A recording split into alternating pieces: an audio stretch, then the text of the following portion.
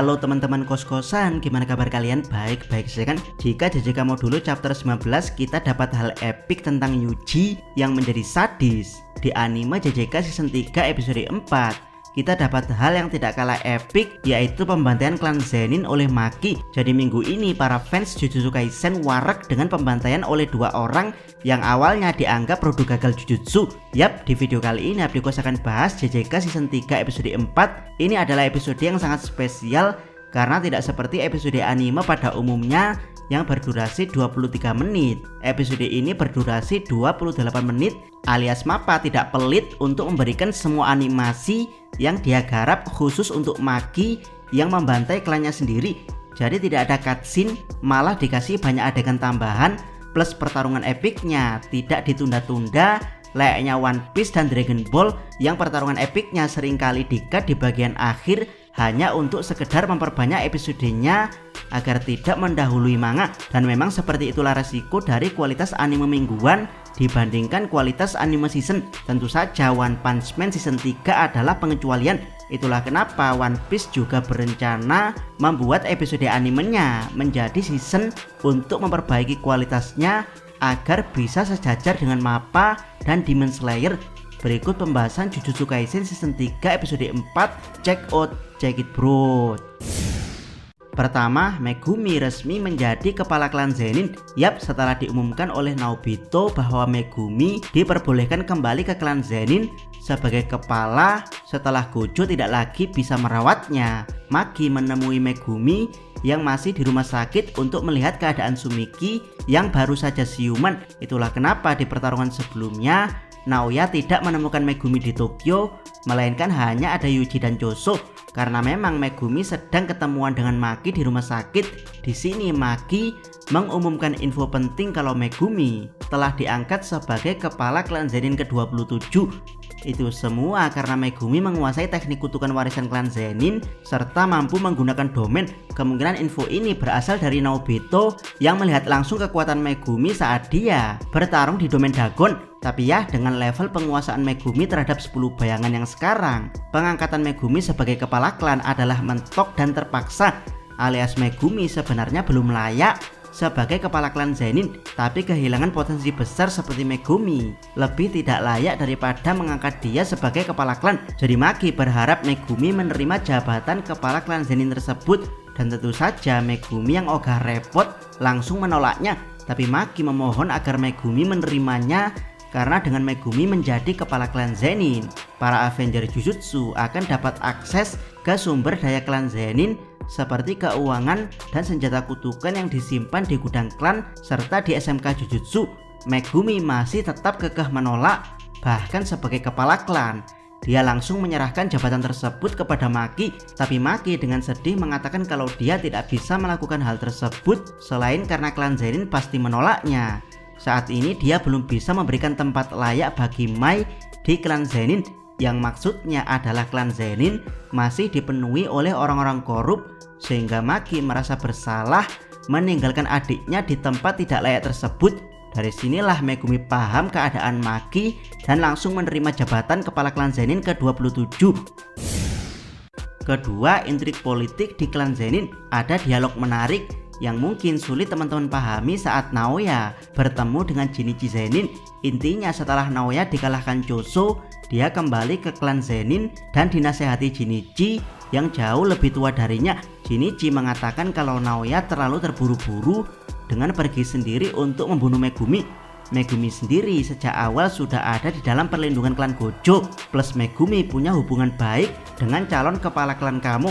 Membunuh Megumi sekarang hanya akan membuat Naoya tidak dipercaya dua klan besar lainnya sebagai kepala klan Zenin, alias Naoya akan dianggap mengkudeta kepala klan Zenin. Jadi Ogi menyuruh Naoya bersabar karena dia mendapat info bahwa Megumi dan kelompoknya berniat membebaskan Gojo, yang itu berarti mereka melanggar undang-undang Jujutsu sehingga layak untuk dipersekusi. Karena seperti yang kita ketahui, setelah insiden Shibuya ada hukum darurat yang membanet Gojo dari Jujutsu, alias Gojo akan dibiarkan berada di Prison Realm. Siapapun yang berusaha membebaskan segelnya akan dianggap kriminal oleh markas pusat Jujutsu. Dari sinilah Shinichi berniat membunuh sekaligus Megumi, Maki, dan Mai sebagai seorang kriminal alias setelah mereka membebaskan Gojo. Ketiga, kenyataan pahit di keluarga Ogi Zenin. Dengan berbekal senjata kutukan yang dibuat Juzo yaitu Dragon Bone, Maki pergi ke gudang senjata klan Zenin untuk mengambil lebih banyak senjata kutukan. Naoya tidak menghalangi Maki karena dia sudah ada di perlindungan Megumi sebagai kepala klan. Jadi Naoya dengan karakter misoginisnya cuma nyerocos mengejek Maki yang mengabaikannya. Maki sempat dihalangi sang ibu tapi dia tetap tidak mendengarkannya, dan ya hanya ayahnya yaitu Ogi Zenin yang memberanikan diri untuk menghalanginya, dimana Ogi baru saja mengajar Mai di gudang senjata klan serta membereskan isi gudang tersebut. Jadi ya tidak ada lagi senjata kutukan di gudang klan Zenin. Ogi kemudian curhat kalau dari segi kekuatan dia sebenarnya tidak kalah dari Naobito, tapi karena Naobito melahirkan Naoya sementara istrinya melahirkan Maki dan Mai, dia tidak jadi dipilih sebagai kepala klan karena mewarisi anak dengan teknik kutukan lemah adalah aib di klan Zenin. Mungkin ini juga yang terjadi di kepala klan Zenin ke-25 sebelum Naobito alias ayah Toji dan Shinichi. Jadi ya Ogi Zenin berniat balas dendam karena Maki datang untuk kembali mempermalukan keluarganya. Dia pun menggunakan teknik Simple Domain Falling Blossom Emotion untuk melindungi dirinya sendiri dari serangan dadakan Maki. Dengan cepat Maki menyerangnya dengan Dragon Bone, dan ya Ogi pun bereaksi menahan serangan pedang Dragon Bone. Namun pedang Ogi kalah kuat dari Dragon Bone hingga akhirnya patah. Tapi Ogi tidak menghentikan serangannya karena teknik kutukan Ogi adalah membuatnya mampu merubah energi kutukannya menjadi bentuk api. Maki pun ditebas dengan api tajam yang menjulur dari pedang Ogi yang patah. Setelah dikalahkan Ogi, Maki dan Mai diseret lalu dibuang ke ruangan penuh kutukan yang sebelumnya digunakan untuk menyiksa Toji. Saat menjelang akhir hidupnya, Mai menarik energi kutukan Maki hingga habis dan membuatkan pedang pembelah jiwa dengan teknik kutukan construction miliknya. Di alam kutukan, Mai yang menyedot energi kutukan Maki menemuinya. Dia berharap setelah ini Maki akan menghancurkan semuanya demi Mai. Dan ya Maki pun terbangun di samping tubuh Mai yang tidak lagi bernyawa. Ogi yang belum pergi jauh merasakan keberadaan roh kutukan di ruangan telah menghilang sepenuhnya, digantikan hawa mengerikan mirip Toji. Tanpa basa-basi, Ogi langsung mengerahkan teknik kutukannya dengan output besar untuk membakar Maki. Tapi Maki dengan cepat membelah kepala Ogi Zenin dengan pedang pembelah jiwa yang sebelumnya dibuat Mai. Yap, Maki Zenin telah mencapai batasan surgawi sempurna setelah energi kutukan sedikit di dalam tubuhnya dibawa pergi mati Mai. Keempat, pembantaian klan Zenin. Abdikos tidak ingin menjelaskan detail pembantaiannya, tapi silakan teman-teman lihat sendiri betapa epicnya Maki dalam membantai klannya setelah kematian Ogi. Lonceng darurat klan Zenin dibunyikan di mana Ranta Zenin mengumumkan bahwa Maki telah mengamuk. Kukuru Squad dikirim namun semuanya habis dibantai Maki. Nobuaki sebagai komandan tertinggi Kukuru terkejut karena Maki mampu membantai semua anak buahnya termasuk para komandan-komandan Kukuru. Sementara Chojuro tanpa basa-basi langsung menggunakan teknik kutukannya untuk menepuk Maki dengan tanah liat raksasa, yang mana telapak dari tangan tersebut dibanjiri darah dari anggota Kukuru Squad yang dibantai Maki. Tapi ya Maki berhasil keluar dari tangan tersebut. Dia kemudian bertarung cepat dengan Nobuaki yang membuat pedang Nobuaki patah. Lalu Maki mengambil jakun dari leher Nobuaki dan menusuknya dengan pedang dia yang patah. Sementara itu Chojuro didekati Maki dengan cepat lalu ditusuk dengan pedang pembelah jiwa dan diambil jantungnya. Belum sempat menyerang lebih jauh, Ranta Zenin dengan teknik mata menahan pergerakan Maki. Tapi mata Ranta tidak kuat karena tubuh batasan surgawi Maki telah sempurna. Dari sinilah Shinichi Zenin dengan epic menggunakan teknik kutukannya yaitu tinju hujan meteor. Padepokan klan Zenin pun hancur. Tapi ya di saat Ranta mengira Shinichi telah berhasil mengalahkan Maki, Maki mendekatinya dengan membawa kepala Shinichi yang terpenggal. Jadi kecepatan batasan surgawi Maki mampu menghindari tinju hujan meteor dari Shinichi Zenin lalu bergerak cepat memenggal kepalanya. Kelima, Maki versus Naoya. Setelah satu persatu anggota The He dan Kukuru Squad dibantai Maki, kepala organisasi The He yaitu Naoya datang untuk menertawakan Maki yang telah menjadi monster. Yap, melihat pembantaian semasif itu, Naoya masih bisa songong merasa kekuatan dia jauh di atas semua anggota The He. Naoya pun bergerak super cepat untuk meninju Maki. Tapi ya, Choso yang tanpa flowing red skill saja mampu menahan tinju ampas Naoya. Apalagi Maki yang tubuh batasan surgawinya sempurna, sadar serangannya tidak ngefek. Naoya mempercepat gerakannya, yaitu menyerang Maki dengan kecepatan beruntun. Kali ini cukup kerasa tapi tidak sampai memberikan luka fatal pada Maki, di mana Maki terus melakukan penghitungan pada gerakan Naoya.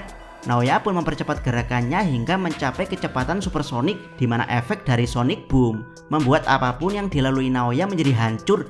Tapi Maki dengan tenang membuat gerakan gulat Shiranui untuk berniat menangkap Naoya yang super cepat. Dan ya, Naoya kecilek karena gerakan tersebut bukan untuk menangkap, tapi untuk membuat Maki melakukan gerakan yang sama dengan Naoya, yaitu 24 gerakan per detik. Jadi meski Naoya menyentuh Maki dari titik buta, Maki tidak mematung selama 1 detik karena dia meninju Naoya dengan tinju 24 frame per second alias dengan tubuh batasan surgawi. Maki mampu mematuhi hukum FPS Naoya.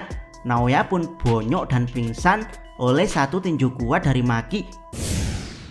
Keenam, Maki melepaskan beban sang ibu setelah para petarung Zenin dibantai. Maki mencari ibunya, dan ya dari sini awalnya pembaca manga ada perdebatan antara Maki membunuh ibunya atau ibu Maki menggorok lehernya sendiri. Tapi di anime dipertegas kalau Maki lah yang menyayat leher ibunya. Terlihat dari gerakan Maki sebelum di skip dengan leher tergorok. Ibu Maki belum mati, melainkan dia menerima konsekuensi dari kelemahan dirinya yang tidak bisa melindungi anak kembarnya.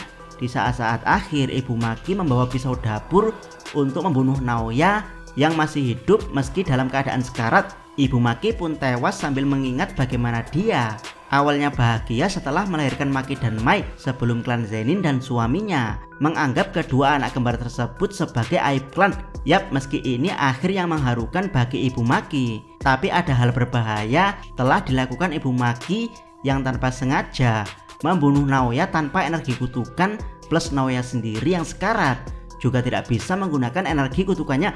Buat yang tidak paham, membunuh seorang penyihir tanpa energi kutukan adalah tindakan yang sangat-sangat berbahaya. Karena apa? Untuk penonton anime, nantikan saja di Cooling Game Koloni Sakurajima. Ketujuh, hasil dari pembantaian. Maki keluar dari padepokan klan Zenin sambil membawa mayat Mai yang disambut tangis oleh kakak kelasnya Nishimiya Momo. Dari situ Maki menyerahkan mayat Mai untuk diurus para murid Kyoto karena memang lokasi pembantaian ini berada di Kyoto. Dari pembantaian ini ditulis laporan investigasi oleh markas pusat Jujutsu. Hasilnya 6 anggota The Hei, 9 komandan, dan 21 anggota Kukuru tewas secara mengenaskan. Tidak ada jejak manusia dari pembunuhan tersebut, melainkan hanya jejak dari senjata kutukan. Klan Kamo dan klan Gojo mengusulkan untuk membanet klan Zenin dari 3 klan besar, tapi usulan tersebut masih ditangguhkan hingga sekarang. Jadi ya, episode yang sangat epik dan disutradarai dengan padat, sehingga seperti menonton film pendek yang masalah dibangun sedikit demi sedikit di awal, lalu diselesaikan dengan klimaks epik dan kesimpulan yang memuaskan. 9/10 untuk episode keempat ini. Jangan lupa subscribe Notakos dan jangan lupa share video ini. Salam Mi.